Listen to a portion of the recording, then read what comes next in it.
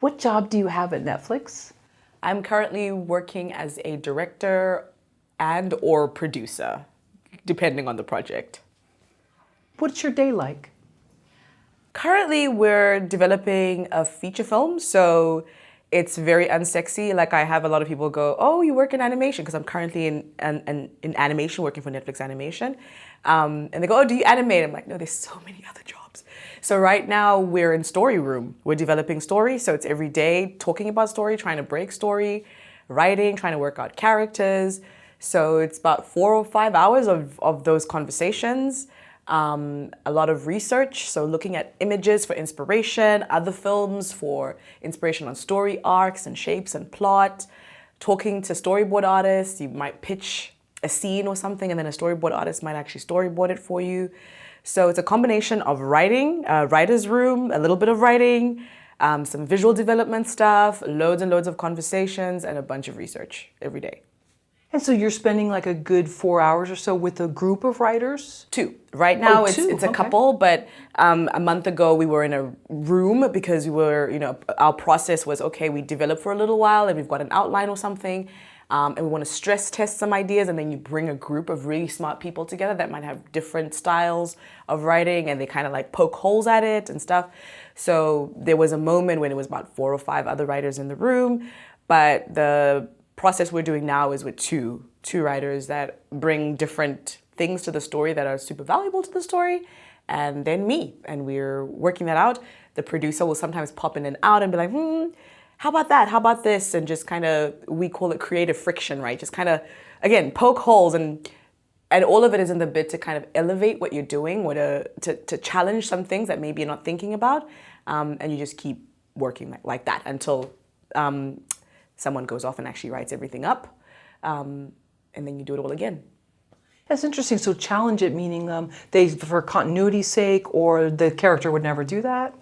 So with animation specifically, the process is typically development, which is writing, and then sometimes you're storyboarding stuff out because it's such a visual medium, just like live action, I suppose. But you want to see how everything plays because ultimately it's going to get off the page and be something, right?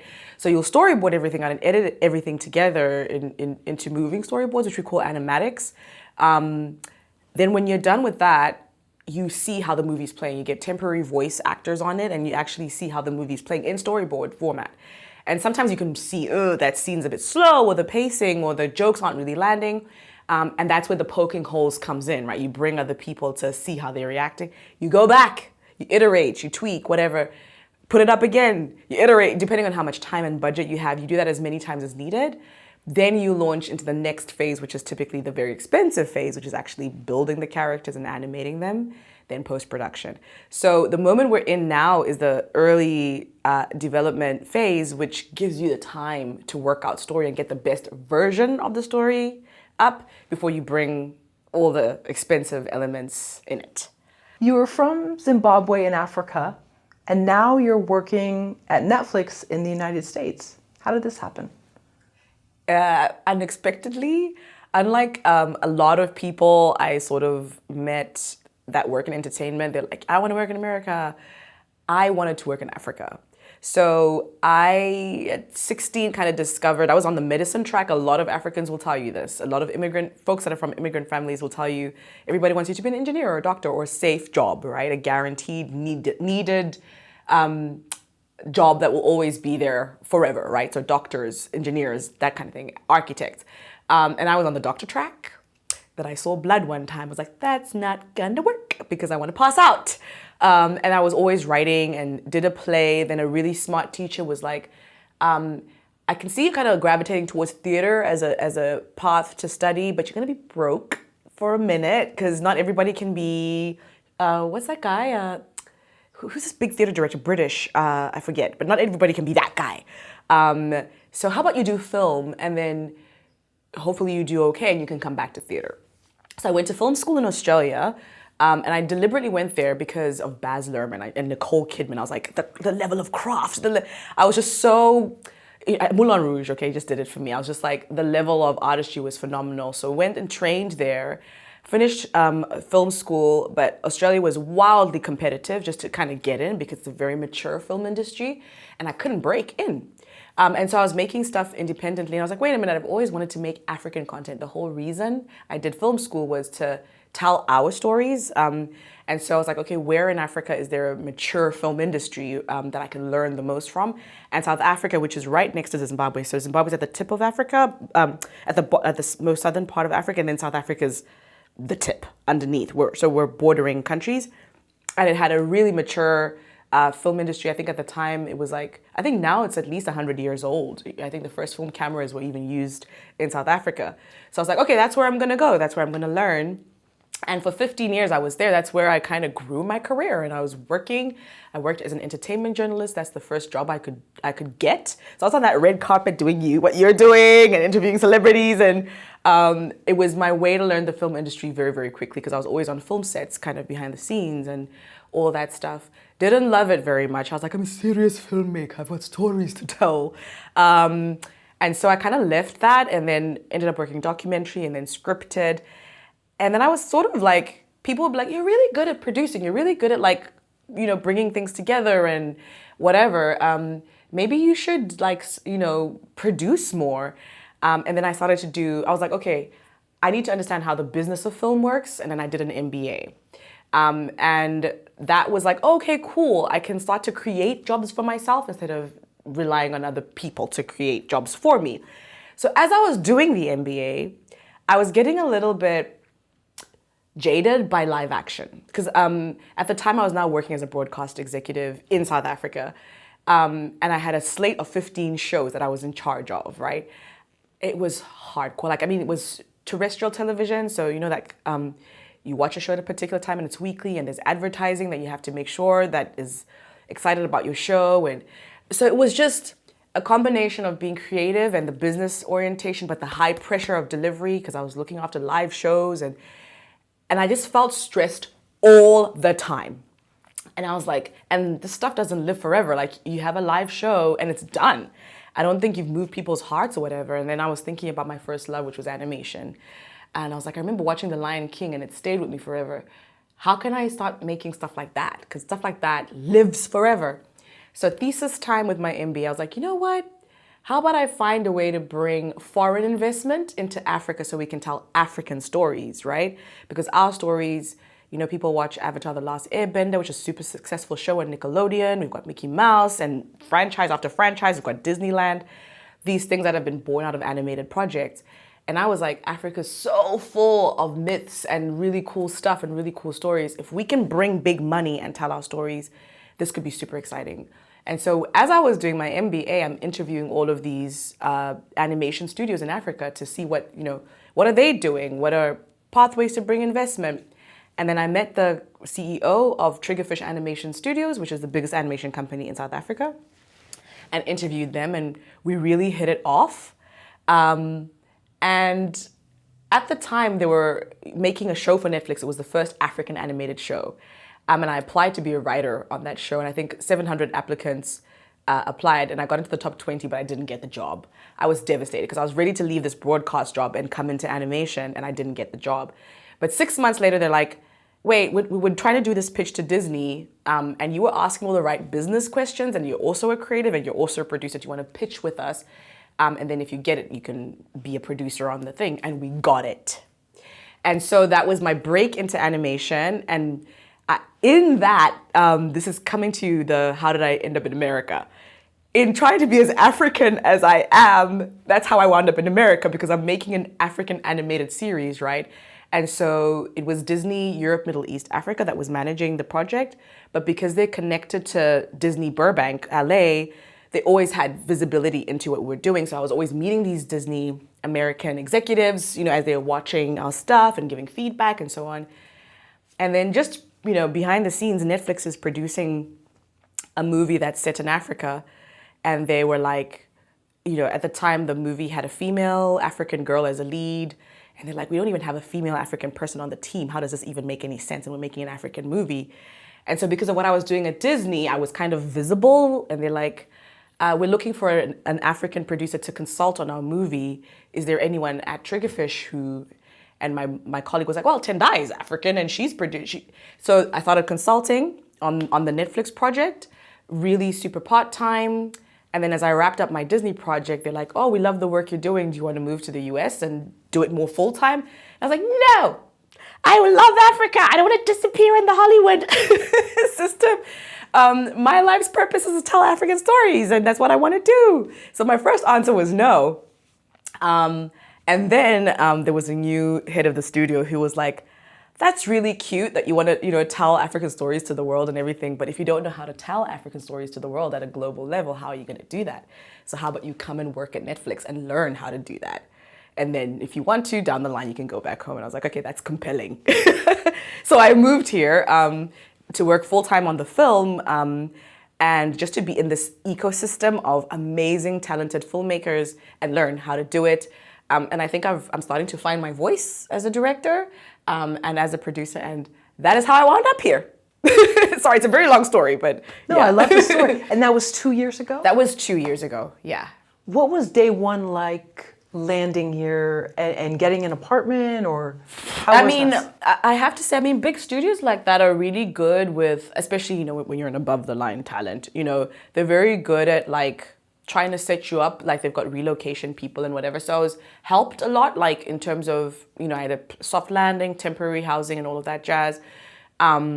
Fortunately, because of the Disney gig I was doing, I was working with some US people. So I had US, America-based people.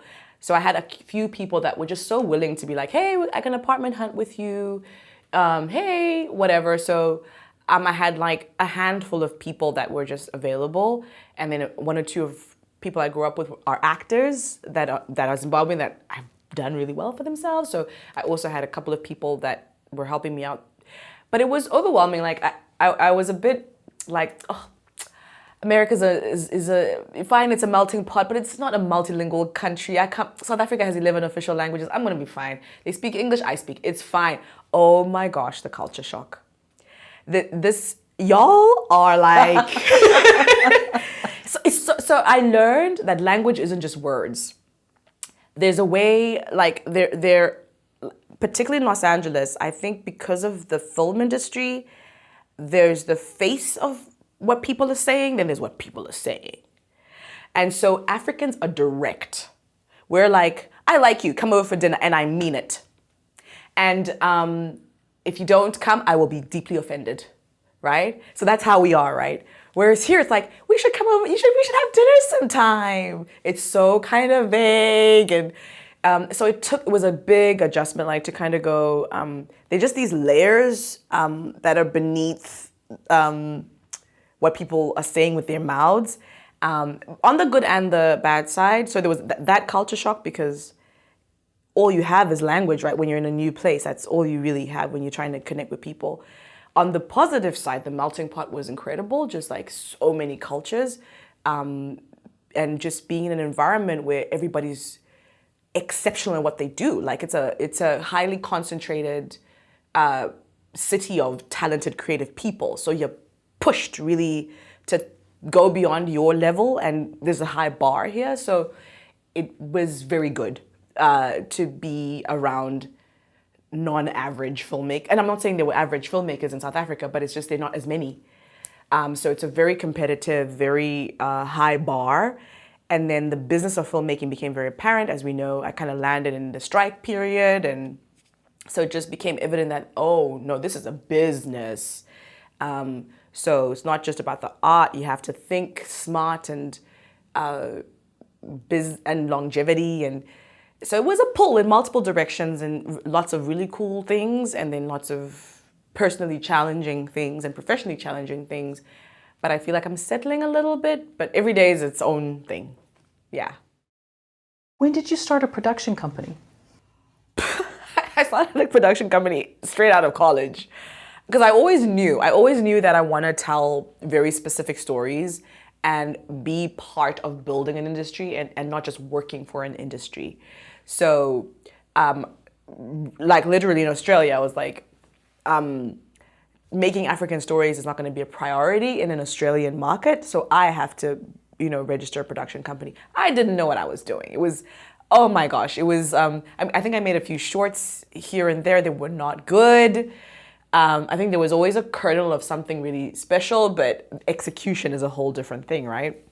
And I think I'd make the mistake of trying to do everything myself. And it's a mistake, but also sometimes necessary, right? Like when you're starting out, like you might not have a lot of options, but also if you're trying to be a producer, you need to know how to bring people together and be clever about what the benefit of making stuff can be if you don't have a ton of money, right? So yeah, I think maybe 18 years ago, that company is dead, it's gone. Then when I moved to South Africa, because I was in Australia for 5 years, I did college for 3, worked for another 2, then moved to South Africa. And then, so that was maybe 15 years ago.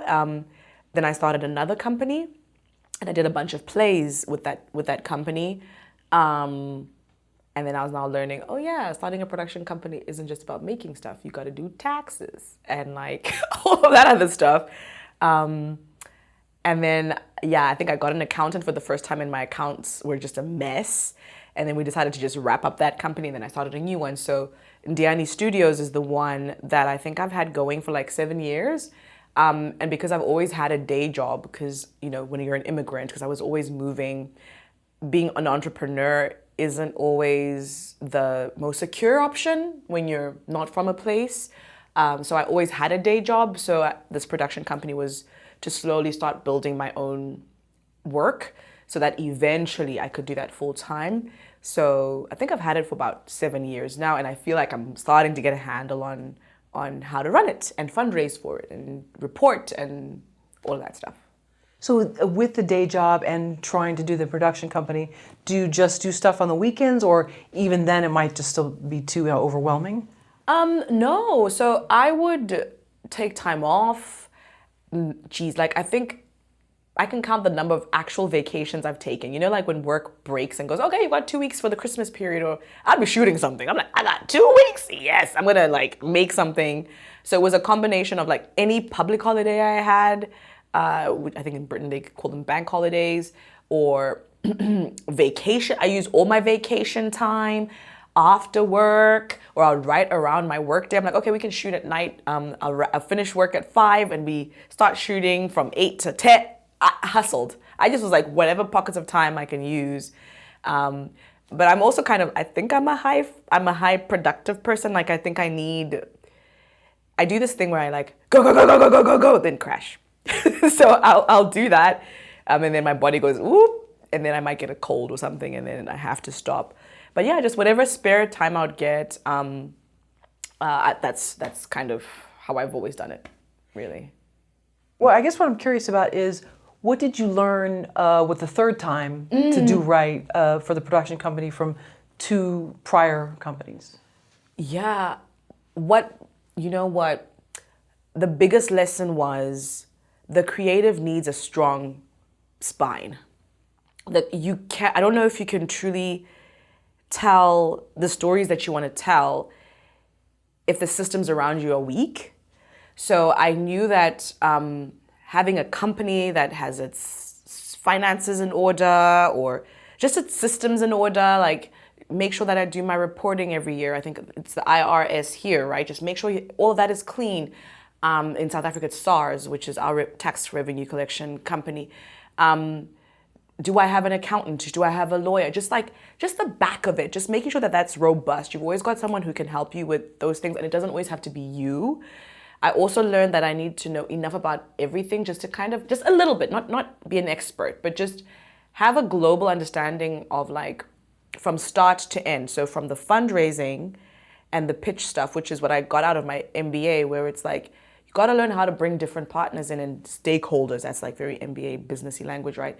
Every stakeholder has a different thing that they want. So you as a company, how are you communicating to each stakeholder?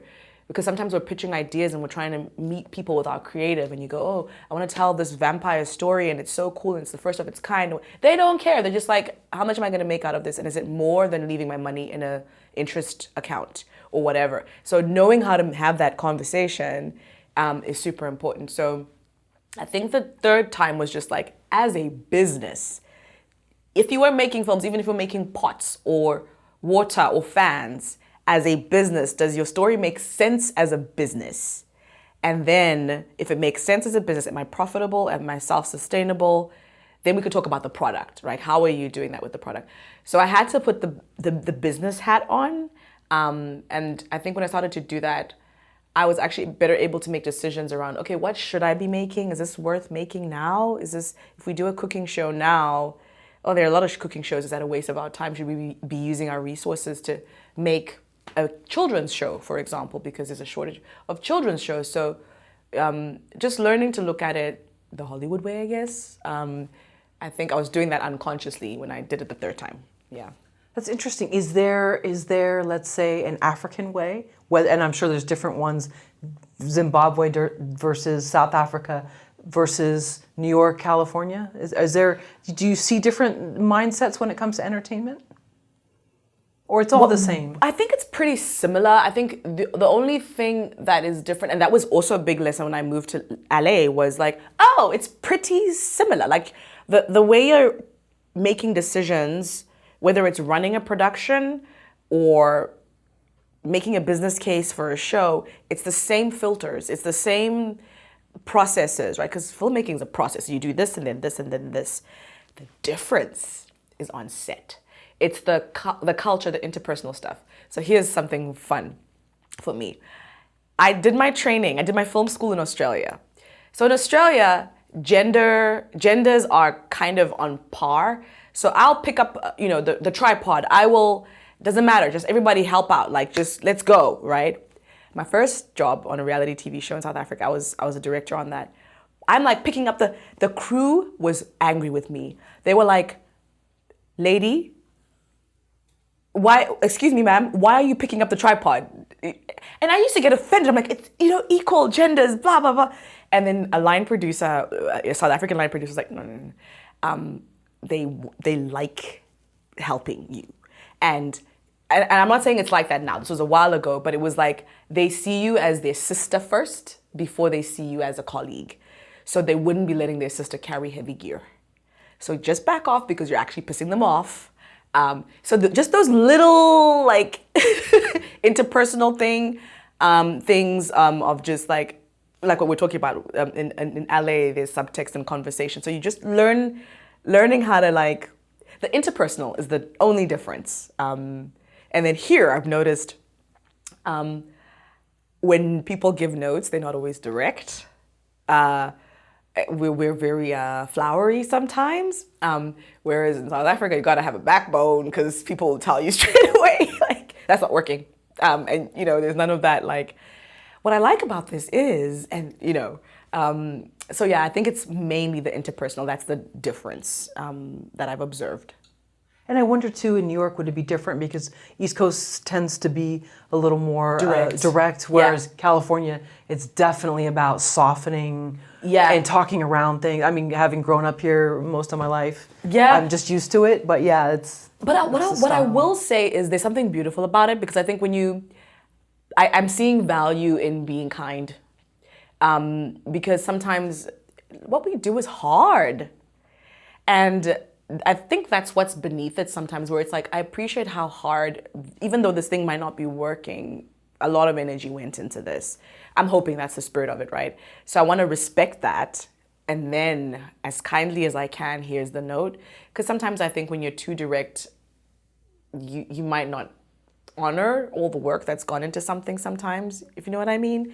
So I welcome it. I do. I mean, I've tried to find a middle ground of going, how can you be direct and kind versus kind, but no one actually understands what the note is by the end of the conversation?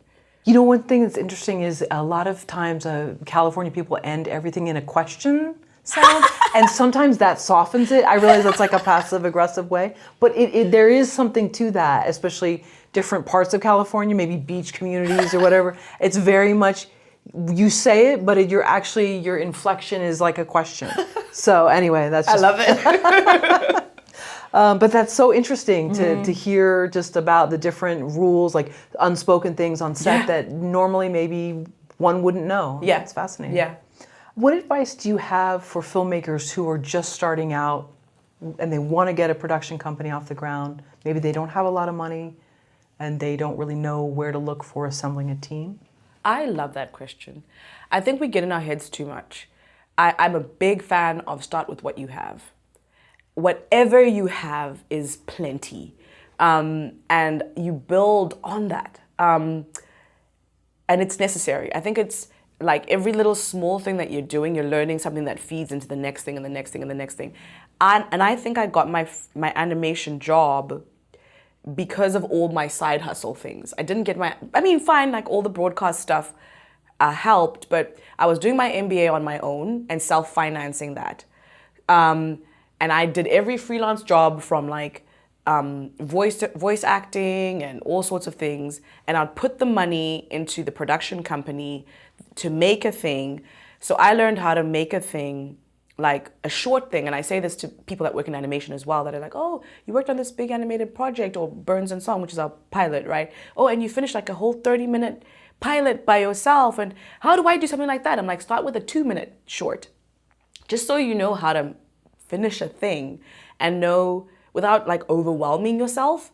So learn how to raise the money for it, how to talk about it, how to run a crew, how to manage edit, like finish a process, and then you do more, and then you do more. And then you learn to trust yourself, and then business people learn to trust you. So big fan of just start with whatever you have, it's enough.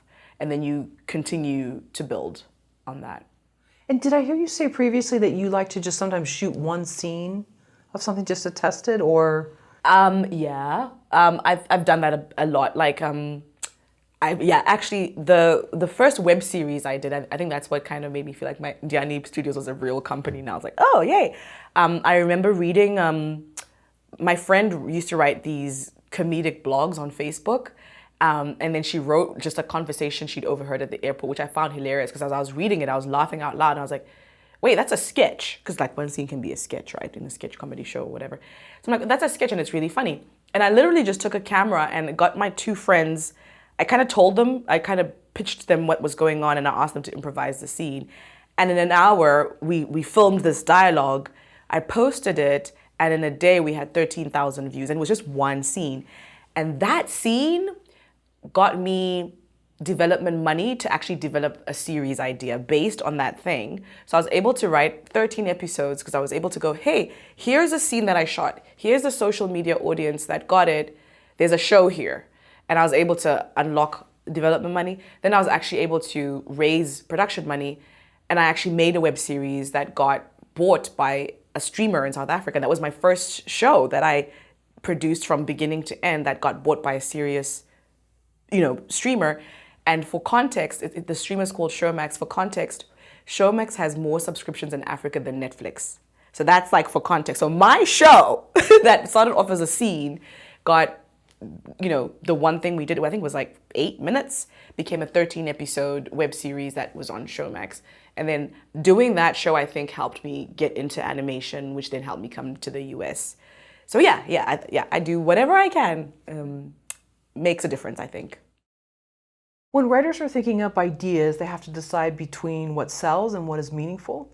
I'm wondering if you can talk about the process and how you decide on what ideas you want to develop. I think start with what's meaningful and then make it sellable. Because I think the process of making anything takes so long. If you're going to try and do it in like a commercial environment, there's going to be notes you're getting, lots of back and forth, lots of stakeholders to manage, all of that stuff. And if you don't care, you're not going to make it through the end. And you can easily lose your North Star, like your focus. So for me, I'm like, if I'm going to try and show run something and I've only done it officially twice, I think, I've got to care about it and have like the why I really want to do this thing, so that when I'm now working with other people, I'm always holding on to that. And I think that's what differentiates your show from other things, is knowing what is meaningful about it, because you can always come back to that, right? So to the what sells piece is, I think sometimes we can observe the industry and be like, okay, this is the zeitgeist, this is what's going on, whatever. But the human experience is generally the human experience. And I think there'll always be a place for the human experience. So if you can find something that can connect with other people, I think it'll always sell, especially if you execute it well. So yeah, I would say start with the meaning, then listen to people whose jobs are audiences. Because I think sometimes as creatives, we fight executives. We're like, and everything is in context, but we're like, you don't know what you're talking about. No, they kind of know their audience. So it's like, what can you learn about their audience, and then how can you find a way to communicate what you're trying to do with that audience? I think for me it has specific relevance because I'm from a small country, Zimbabwe, with I think it's like 12 million people. Some people have never even heard of Zimbabwe, right? And then I specifically want to tell Zimbabwean stories. Working in South Africa, their primary focus was telling South African stories. So I was always like, well, how am I going to get the Zimbabwean story out? I really care about this story. So sometimes I'd have to make decisions to be like, oh, okay, maybe I can make the story one of the characters a South African character just to get my sell. So casting wise, and go, okay, cool, is it still a universal human experience regardless of it I'm not saying it's from Zimbabwe, but the experience and the meaning, is it still there? So there are things like that where it's like, okay, fine, you might change the setting, but the thing might still connect with an audience. So I had to do that a lot in South Africa just because the market wasn't looking for Zimbabwean stories. They were looking for South African stories. Same with the US. It's been hilarious because and actually with this animated project I worked on before with Disney, very specifically African stories that had a lot of meaning, but they needed to make sense to a global audience. So I could be stubborn and be like, no, I want to have it all in my home language, and no, I'm going to have all of these names that people can't pronounce, and no. And then no one wants to make the thing. So I was just like, okay, like, where do we compromise? And there's a little bit of like teaching the audience who you are, and just being like, yeah, no, actually my name is Tendayi. That's just my name. I'm not going to change it to something else. That's the bit you kind of push back on. And then something else, you're like, okay, we are a bilingual country. So a few scenes can be in the home language, and then whatever. So I think just being adaptable and paying attention to the audience. Because at the end of the day, whatever you're trying to make needs to connect with an audience. It's not just for yourself. I remember an executive said to me once, if you want to do something for yourself, exhibit in an art gallery. But if you're trying to make TV, that's a different process. So all that to say, if that's what you want to do and you don't want anyone messing with it, there's spaces for that. But if you want to do something commercial, there's a little bit of a tap dance of like finding a way to compromise that doesn't actually sell your soul or whatever it is, but just being considerate of the wider interests, I guess. Sorry, super long answer, but yeah. Can you provide us an inside look at your writing process? Wow, I need an inside look into my writing process. I'm like, what am I doing? I don't think there's anything I've ever written that doesn't start from a personal place. I used to actually be very ashamed of like, I was drawing from my family experiences a lot. So I found retrospectively that I'm often my writing is me trying to process something that is a lived experience or a question that I've had. So I don't know, I think something happens physically where I'm like, oh, like I can feel it in my body, the need to say something or explore an idea. So I often have my phone. Before that, I would have like a notebook and just, ideas would just come and I'll just be scribbling on things and just like, it could be this. And like, I would be writing as though I'm having a conversation with myself. So I'd be like, oh, maybe it could be this. Oh, maybe she does this. And so it's just like the raw emotional flow that I'm just kind of putting down, whether it's in a document or handwriting or voice noting it to myself or emailing it to myself. Then I try and gather, there were times when I would like wake up at the same time every day for like whatever period I could sustain that and start building that out. But I think the thing that made a big difference in my writing process was doing some writing training. And when I first learned about, Hero with 1,000 Faces and Hero's Journey and story structure, and it felt like the Bible. Like it felt like, oh my gosh, this is so helpful. Like it just kind of unlocked something in my brain. So I use that now where definitely I hold space for just the meaning, like the why, what am I trying to say and whatever. And then I actually start to do that and go, okay, outline, right? So what's my setup? And I literally will just beat things out. I definitely write backstories, all of that stuff.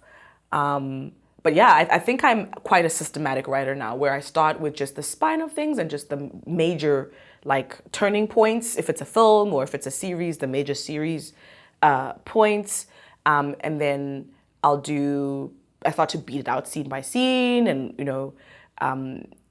then I actually start to go into like the cruxes of the scene, and then so I'm pretty systematic. I think and it helps me then iterate, because then I'm going, oh yeah, this moment is supposed to be the low of the character, and that's not quite working, and then it gives me a spine to be like, just anchors. It just gives me an anchor to be able to move things around. Some of my writing community, people do cards and stuff. I think that's a new thing for me, and I'm actually seeing the value in it. I'm starting to enjoy carding stuff. I never used to do that, but yeah, I think I'm a very systematic writer. But I do give myself a moment of just blue sky and free flow. Just as a side, one great thing about driving in LA and LA traffic, which there's so much, is that you can think of stories while you're just like basically stuck there and not moving and without losing your mind. And you can actually, if people just think you're talking on the phone, if you're working out a character, she has her Bluetooth on. No, she's working on a character. And so that's the beauty of being in your own car here in LA. So that's another tip. That's more incentive, so thank you for that, to get a car. Can you explain to us how you direct a scene? Because I was like a Little Miss Producer for the longest time, I wasn't directing enough. So I think I've started to do it more with this project prep. It starts there. It starts with breaking the scene down from a script perspective. So I start with just the shape of the thing, and I need to know where my character is going and all of that stuff. And then I actually look at the scene, and I look at each character and their emotional arc in the scene. So even before I'm with an actor in front of me, so I'll know emotionally what I'm trying to communicate. So I then start directing the look and the tone of it too, because like I think the camera language, I try and bring that together. So I'm going, okay, how is the camera language adding to the storytelling? How is the lighting going to add to the storytelling? So I start to think like that. So that's typically what I'm doing first, like the visual treatment stuff, and the visual story of the film or the episode, and what's it going to look like, and how is that helping tell the story, and what's in the character's house. So just all of that stuff in terms of I try and build out the world from what's in the scene from a set and production design perspective, then the camera stuff, then the lighting stuff, then the script and the actors. And then now when I'm on set, I love rehearsal if I can afford rehearsal. I do love lots of reading, lots of questions. I love actors that come prepared, that do their own like homework, and that come with a bunch of questions. So I love having those conversations about like the psychology of that actor and all of that stuff. And then once we're on set, I like to just like let's read, let's just be human, let's not block, let's just feel the scene, let's just do it, whatever. And then I block. And of course the blocking is thinking about what's happening with the camera and why we're moving that way and all of that stuff. But prep first, it starts there, and then when we're on location, then we're moving around and playing around a little bit more. How do you like to work with actors? I think I used to be scared of actors because I think I've got such a reverence for them. Like I'm in awe of how they're able to access all that they access, and I'm in awe of their process.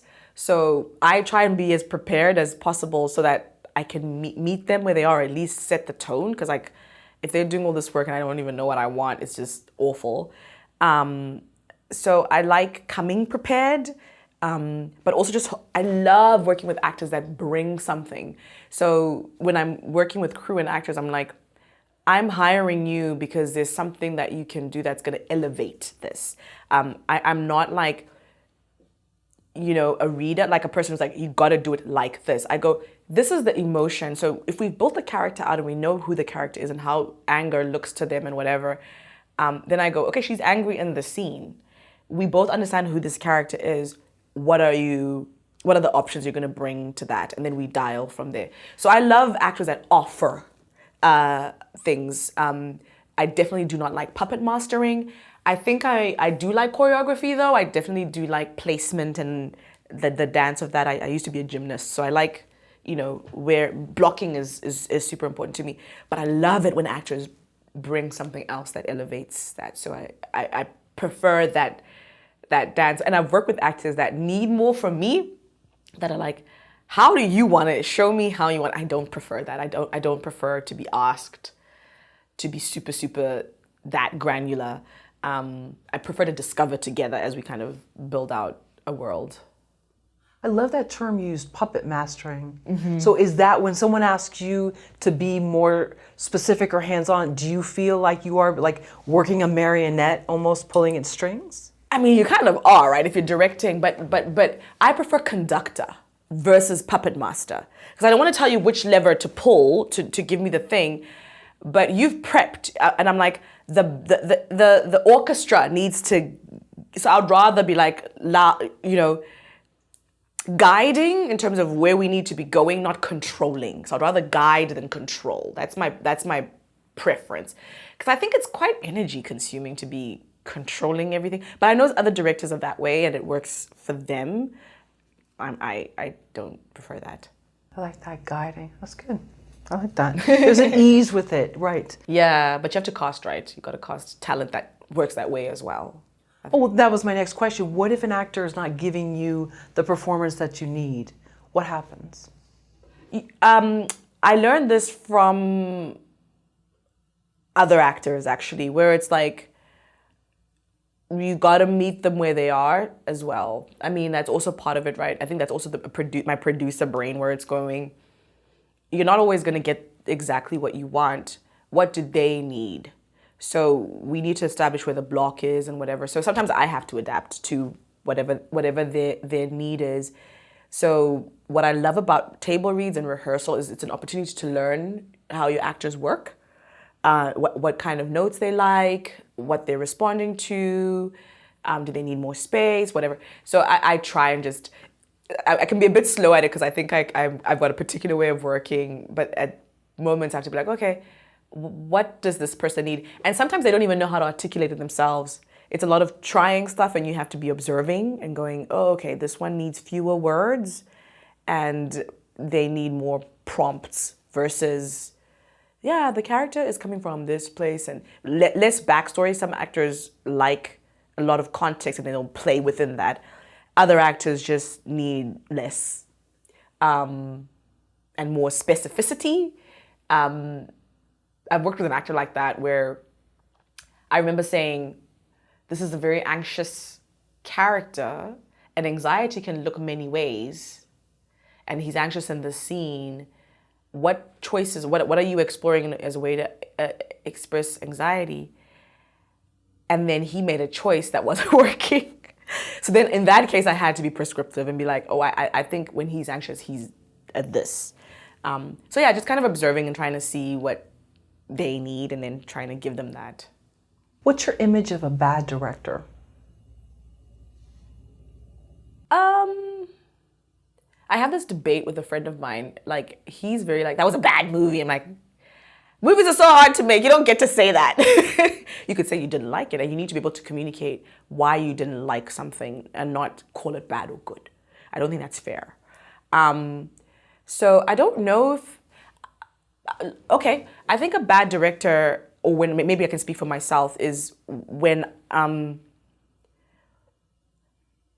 it's not a bad director, but I think unhelpful things are when you don't come prepared and you don't know how to communicate your vision. Like, it's so important for a director to be able to communicate their vision across the departments, because if you don't know how to do that, what's everybody working towards? And the odds of you achieving your goal reduce.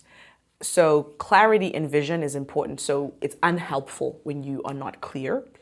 I think you gotta have, and I'm an A-type personality, so this has been, it's a constant growth area, patience.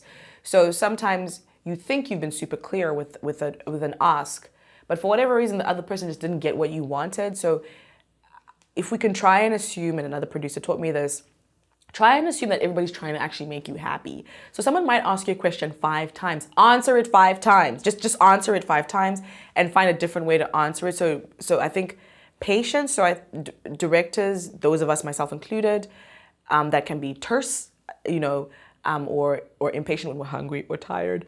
It's not a good look to be that way. So eat and sleep so you can communicate clearly and be patient with people. Indecision, and directors that aren't respectful of the scope and the limitations. So I think if a producer's kind of going, this is what we have, and one is asking too much of actors. I remember being on a set, and we were asking, this actor was doing a very emotionally harrowing scene, and the particular person on the crew didn't get what they needed from the performance, and they kept asking for a retake. And as a director, I was like, that retake would make my edit way better, but my actor is not okay. I'll just have to accept what I have and just, because care for the person as a whole, don't break people. So I think people, so directors that are not mindful of the human beings that they're working with and ask people to work like machines, I think that's not a good look either. And yeah, I think I'll leave it there. How much time did you spend writing Burns and Song? Burns and Song was a 2-year journey. So it started off, the web series I talked about, I wanted to do a season 2 of the web series. And so I was developing that. And then I got a script editor friend of mine to look at what I was doing. She was like, you're doing too much. There's just too much going on here. Too many characters. What if you went specific? Like, whose story do you really want to tell? And there was one character in there that I personally resonated with. I was telling myself, yeah, it's about my mother. And I'm like, no, it's about you. And there was this idea of, I think I was in a transition phase in my life about, the dream deferred. There's this Bible verse that says, the dream deferred makes the heart sick. So it's like, when you're not doing the thing that you want to do, it can make us sick, right? Sad, depressed, whatever. And that can be whether it's professional and just in your life. If you're in something, you might have a picture of something that you want, and if you've never pursued it or things have gotten in the way, it can make you sick, and whatever sick means for people. So I had this character who had deferred a dream, and I resonated with that. And I think I was trying to find my way back into being a storyteller, not just a producer, because I felt like a bit of burnout, because I was supporting other creators, and that comes with a lot. Like, being a producer is other people's energy, you being in the firing line for things, you raising money, you taking the heartbreak, you protecting the crew. And I felt like I had these stories that I wanted to tell. So then with this character, I felt like she was a person that on the outside looks like she's got a perfect life, but she's sick, she's not, and then her life starts crumbling. And people don't really understand why. Why is your life a mess when everything is great, when really there's something that she's not exploring? So that process of getting to the core of her asked me to rewrite. It needed me to actually just blow everything up and start again. And because I had a day job, I was just tinkering. So I'd work on it a little bit and then leave it. And again, I used to get really frustrated that I couldn't just give it 3 months and just write and finish. But I've actually found my process, I actually do like walking away for a bit, because then I get to live a little bit, let stuff breathe, whatever. And then I come back with some new insight. So yeah, so it was just a bit of write, walk away, break it apart, get some notes, walk away, look at the market as well. You asked earlier, the difference between making something meaningful and something sellable. And so I was like, why would anyone care about her? It's a very specific story. I'm like, okay, everybody understands the concept of, burying an aspect of your life. So the more I kind of worked it just became about more and not just about a dream. It became about a past and a secret she's hiding. I'm like, oh, okay, that's another layer, and let's mine that and let's explore that. Oh, genre, maybe let's put some horror elements. Oh yeah, because I could tell the story through. So it was just all of that, working through it. And then in the day job during the strikes, I had a little bit more time on my hands. So I was able to kind of, I think because over the course of that year and a half at the time, I'd worked stuff out, I was able to actually finish it off very quickly because I think I was internally digesting stuff. So it ended up being a 2-year process in total in the writing side of things. How did you learn to write a pilot? I don't know if y'all have heard of the Masterclass series. Excellent. So, I mean, I've read a bunch of books, and then I did some script writing in South Africa. The National Film and Video Foundation does these script editing trainings, script writing things. And I think because I was in writers' rooms a lot as a producer, I was seeing how people were breaking story and stuff. And like I said, like I'm a mathematical brain, I'm a process brain. So I was able to break down the process of like building story and the shape of a series and where the series needs to end up, and then working backwards to what you have to set up in episode 1.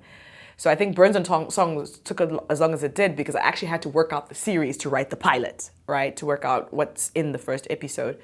So I think being in rooms, just playing a different role in the crew, I was observing and seeing, and then I was part of a writing room. I was in a writer's room, and saw that. And then the Masterclass series, when I was ready to write my own, I just paid them $10 or whatever it was. And the one I did was the Shonda Rhimes one when she was Scandal. She was teaching how to write a pilot for Scandal. And then I've done a bunch of online tutorials. So I'm always kind of revisiting. Even now, I still revisit and I watch stuff and break down stuff that I'm watching. And a lot of it is just pattern recognition now. I'm like, okay, I can see what's in it. But yeah, that's how I learned. Can you take us through the process of how you got the script for Burns and Song produced? Miss Entrepreneur here. Developed the script. So took some time so I worked backwards. I said, I want to make an independently produced series because in this instance, I want to creatively control it because it's a Zimbabwean story. It's very specific mythology. And I don't want anyone making me dilute certain things. So we talked earlier about like, if you want to do a very personal piece or whatever, show it in an art gallery, right? Or if you want a commercial partner. So I was like, okay, I'm going to choose the art gallery path. And then hopefully a partner will vibe with my art gallery path, where it's like, I want to tell it the way I want to tell it. Also, I have a day job, so I don't know if I've got the time. Like, if anyone does want to make it with me, I don't know if I can carve out that level of time and commitment to drop everything else, because my animation career is just starting. So I wanted to still, animation's hard and all of that, so I wanted to just be in it and not step out of it and then develop a live action series and then come back. This is assuming everything goes well, right? It's assuming a big streamer like Netflix goes, yeah, we want to produce it, we want to commission it. But I didn't want to be at the mercy of a broadcaster or a streamer. I wanted to make this thing because I care about it and I believe in it. So I made that the business decision. So I actually made a business case for it. I was like, this is the budget for the series. This is the series Bible. And I used whatever money I had to just break that out. Because of the specificity of the story and because a story like that isn't out in the world, I was like, I'm going to have to make a pilot to show, you know, even if it's little resources and micro budget, there's ambition here and there's something here. And so I did that. And there was a fund in South Africa, this film grant to create jobs in the film industry. So I applied for that, and it's quite a lot that you have to have a business case. You have to show your accounting for your company and your track record so all the things I was doing to make sure my company was healthy benefited me. I had to have a marketing and distribution plan. I had to, it was like a proper business plan. And then we got the funding, which was about a third of the production budget. And then I had some personal savings. And then I was like, look, we're at about 50% of the budget that I need to make it at micro budget level. I'm just gonna have to get crew to like this thing and give me discounted rates. So I was pitching crew members one by one. And I was like, I wanna pay you because I value your talent, but I don't have what your rate is. So I was literally went to people.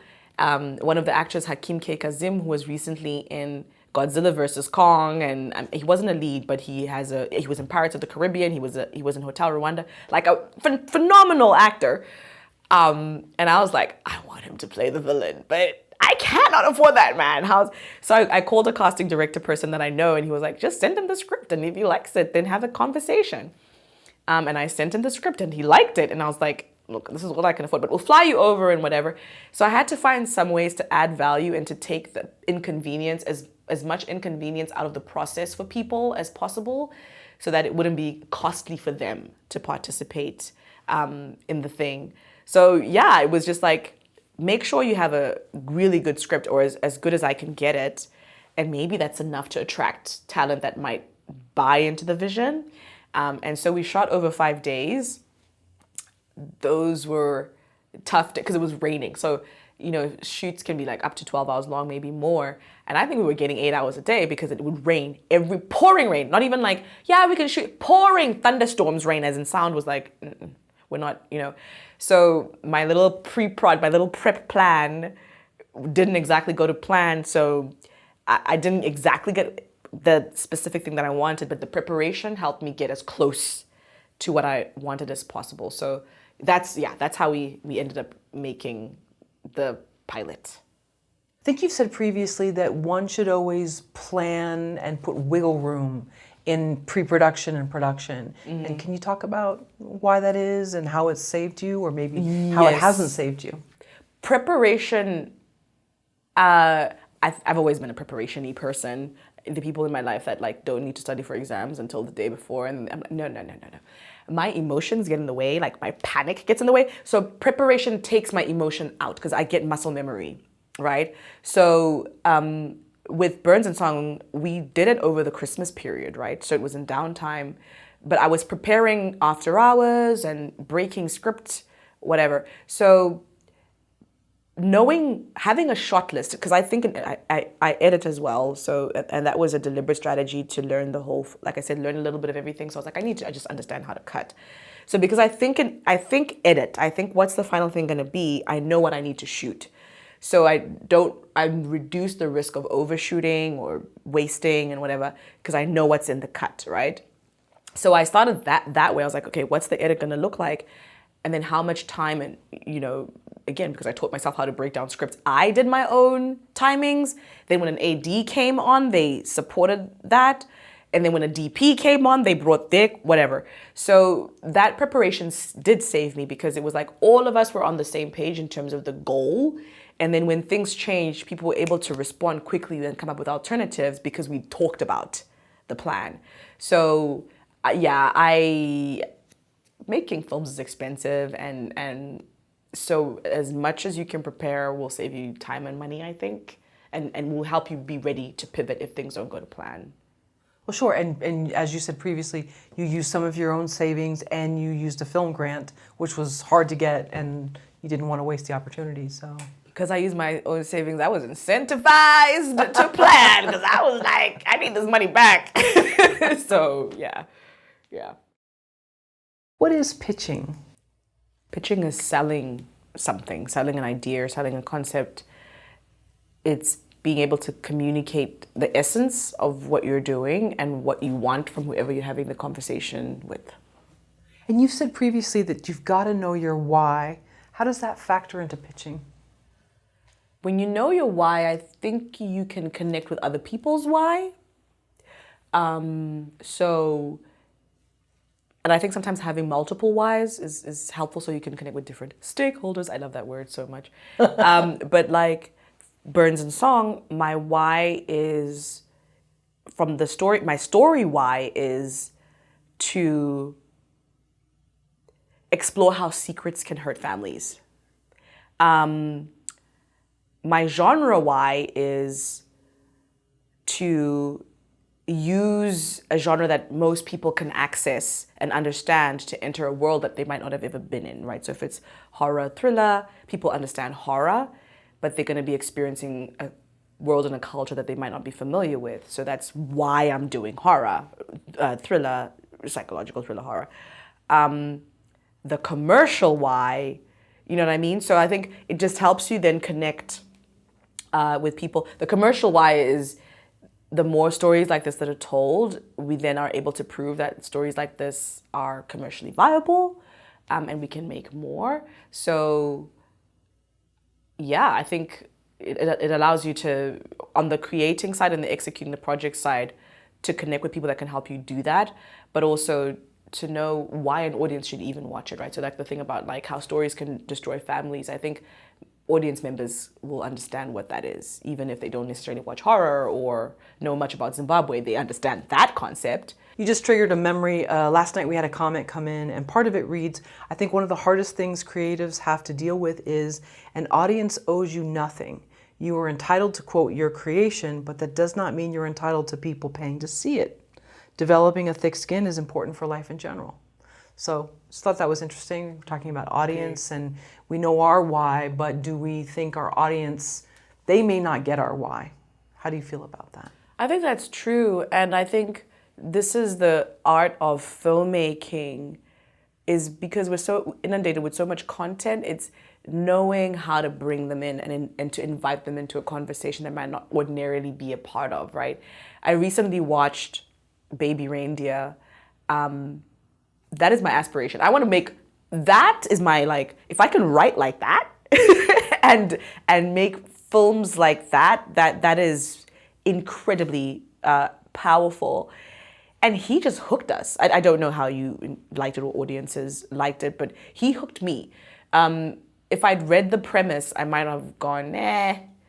But the filmmaking, he got me in and he got me invested. So I think it's our job as creative people to use our art to invite people into our process. But it's true, people are not obligated to engage with your material. But hopefully there'll be some that do. And Baby Reindeer is based on a true story? It's based on a true story.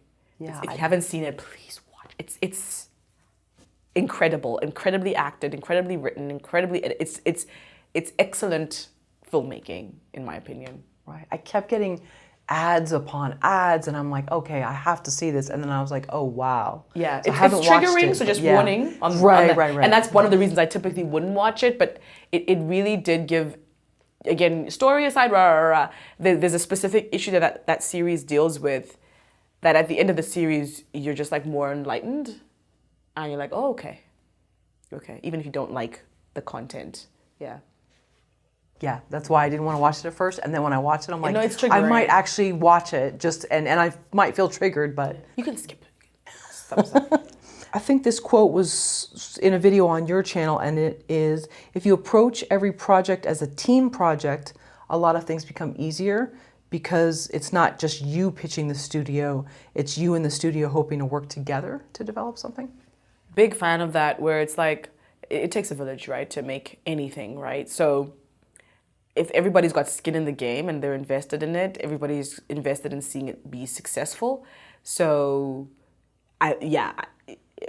content creation is, at least at that scale, is definitely a team sport.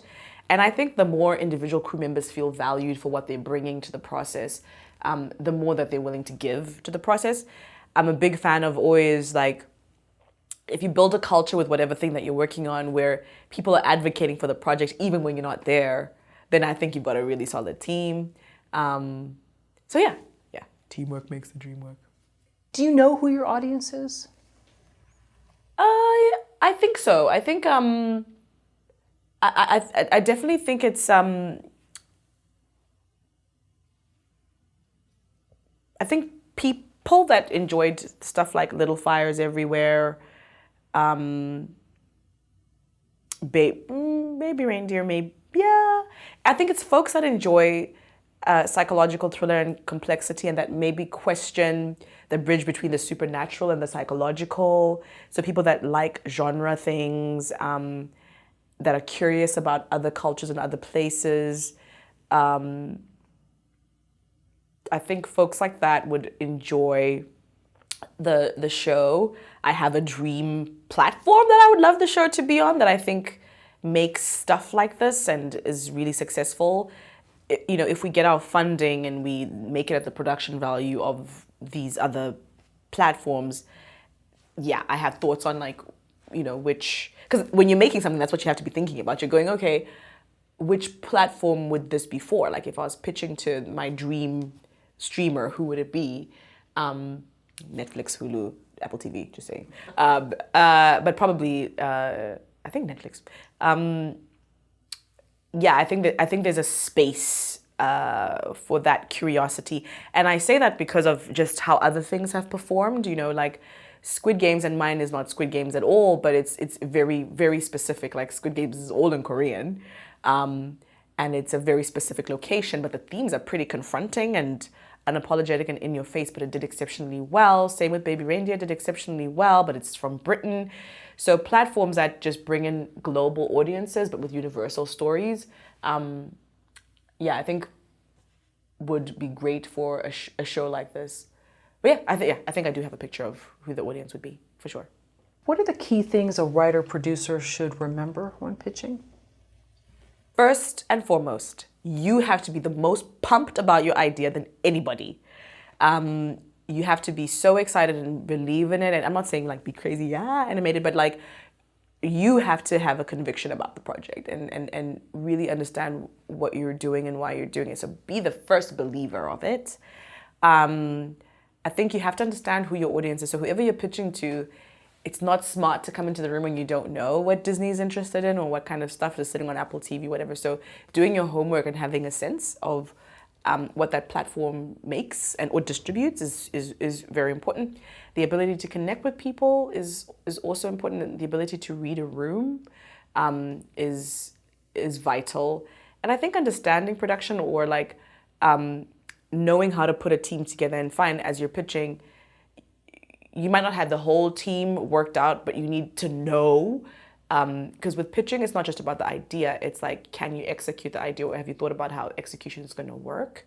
So having a picture of like, okay, who's going to be the team that's going to, or the kind of team that's going to help execute this. Yeah, I think things like that are super important. And so if you read the room and you're like, I'm super pumped, and you read that room and you're like, oh, something's off here. I don't know if this person had a bad day. How do you stay excited about your project in that moment? Just make that commitment that you'll stay excited about that project in that moment. Because one thing I've learned is like, and I've sat in the broadcaster chair when I was in South Africa. I did that job for 5 years. You might have heard 20 pitches that day. You might have gotten news that a show of yours got canceled. Maybe your kid is sick and you just come back from the dentist. Maybe you just had bad lunch. Whatever nasty face you're getting might have nothing to do with your pitch. And actually, you could be improving my mood right now. So just commit. Like I say to people, I've said to, I do some teaching sometimes, and I'm like, even if you're an introvert, and again, it's not about being that. It's not at all about that, but it's kind of just care about it enough and know your project super well and be enthusiastic about your project and commit that in that 15 minutes, doesn't matter what you're getting back, show that level of commitment.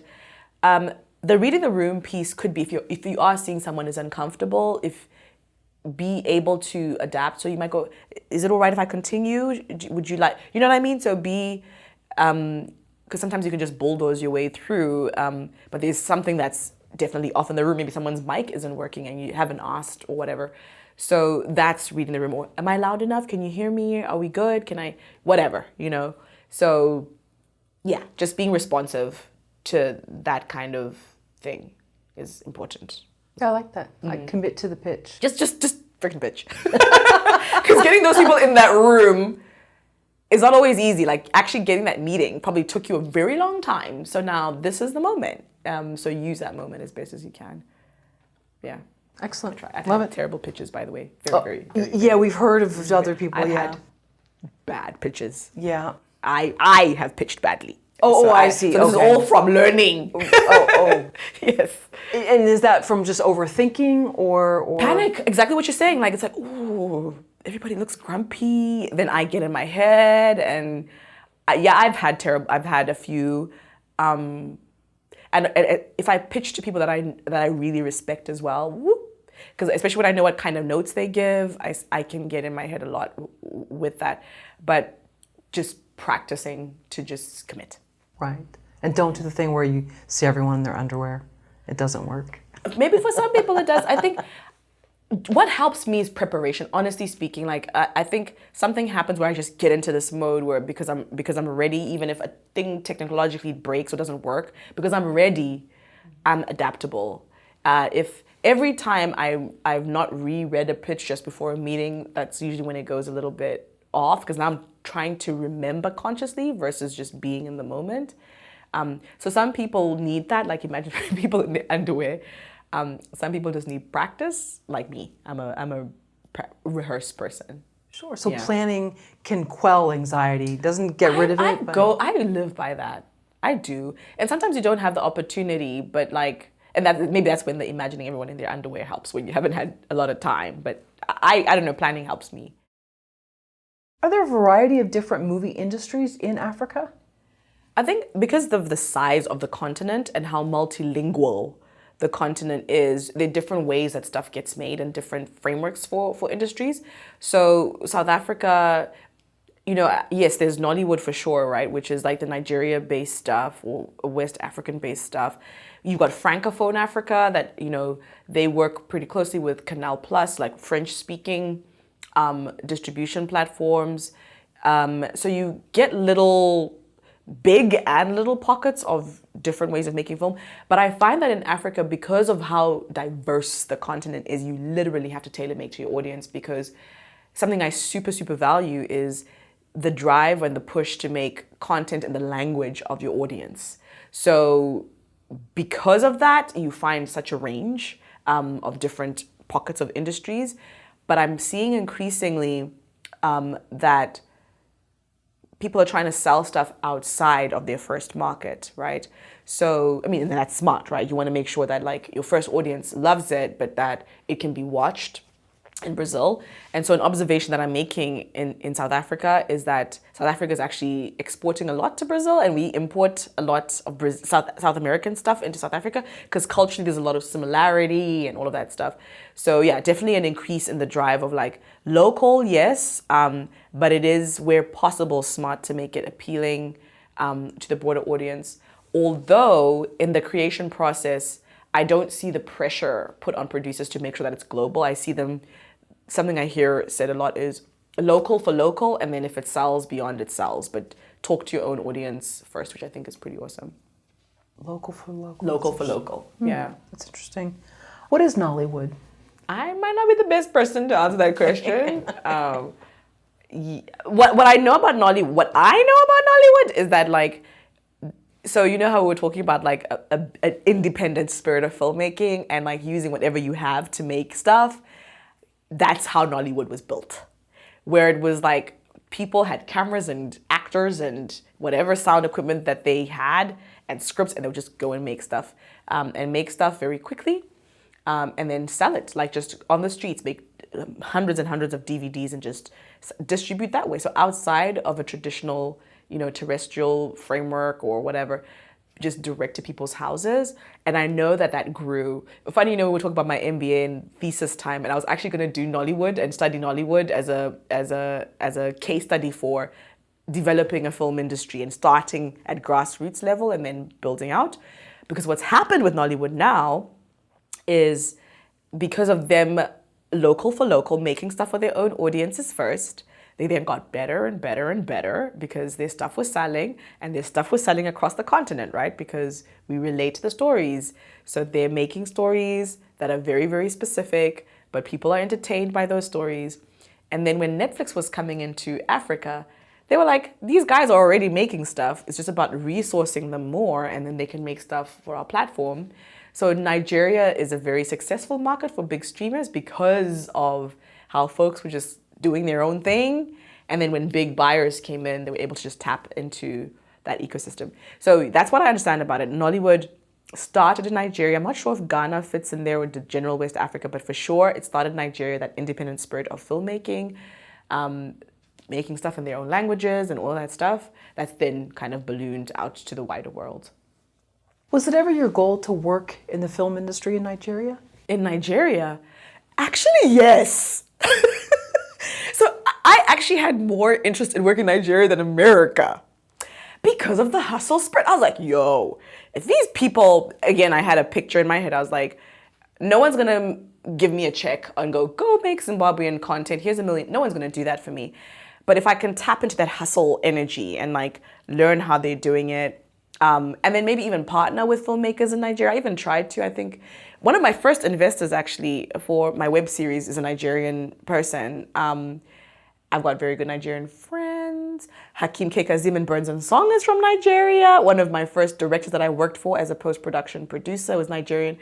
So I have mad respect for just the we'll do it our own way thing. And I wanted to. I didn't want to necessarily live there because I'm a country girl at heart. LA suits me perfectly just because outside of the film industry, it's pretty chill. That's, and you can find your chill energy. And I think the film industry in Nigeria is in the melting pots, like Accra and Lagos, which are busy, like New York energy on steroids. But definitely was intrigued by that industry and wanted to tap into that vibrant energy. So you thought you'd have more of a chance to tell the stories you want to tell there. You never thought that somehow Netflix and America would actually honor you here? Well, that's because I wanted to specifically tell African stories, right? So coming here, how many things outside of Wakanda Forever are made in Hollywood that are specifically African? I think on one hand, we can count, right? Maybe two, fine. Hotel Rwanda.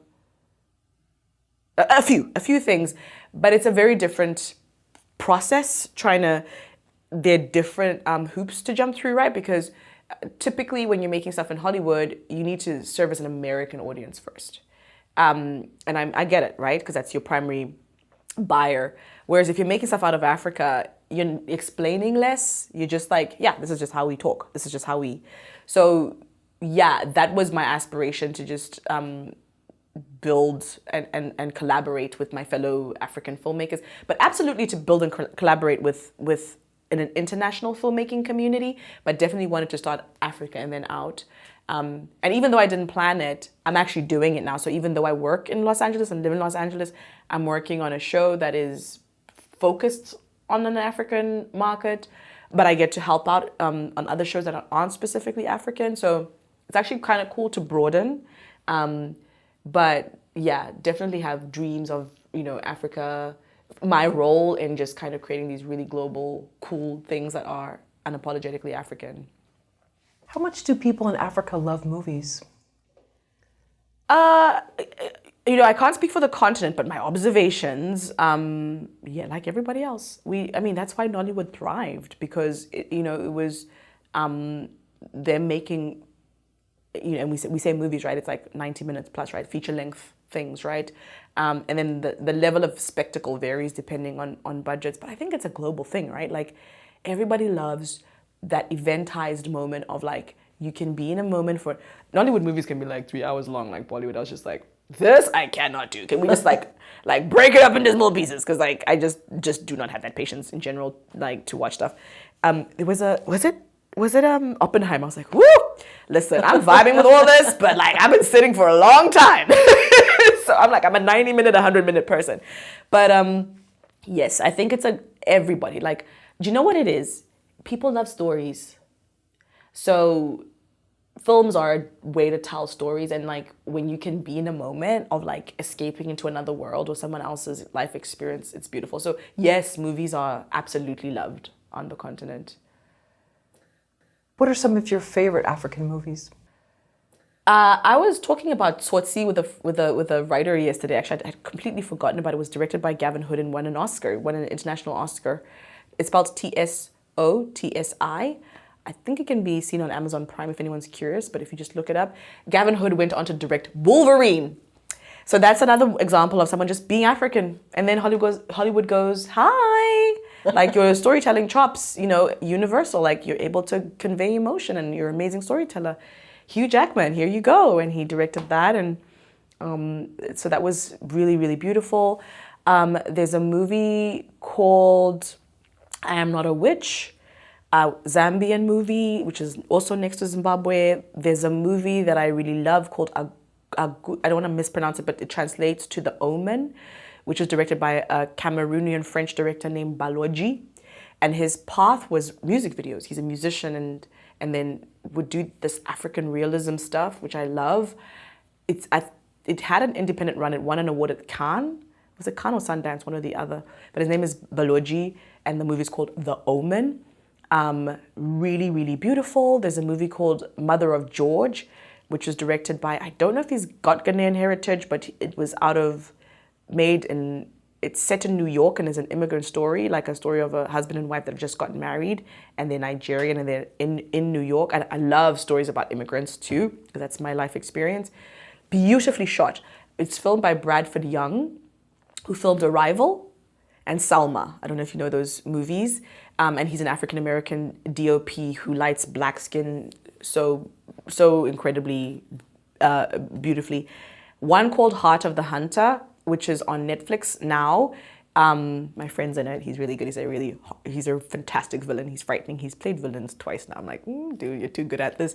But it's called Heart of the Hunter. It's a book adaptation of a writer named Dion Myers. He's a South African author. Action.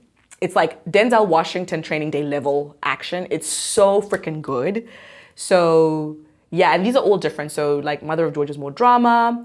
Baloji's Omen is like magical realism. Heart of the Hunter is action. Tsotsi is also drama. So there's some really beautiful things that are coming out of the continent. What does the future hold for the cinema in Africa? The future is bright, in my opinion. Again, I'm not a shaman who can see into the future, but my spidey senses and just knowing my people, the future is incredibly bright. It's super exciting, and I can't wait. It's already happening. Like, we're getting bigger budgets.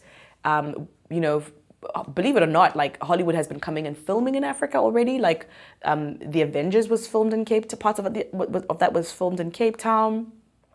Raised by Wolves, HBO's show, had some African actors in there, but it was also shot partly in South Africa. So the fact that this is already happening is a very, very good sign. I'm very, very excited about where things are going for us as a filmmaking continent.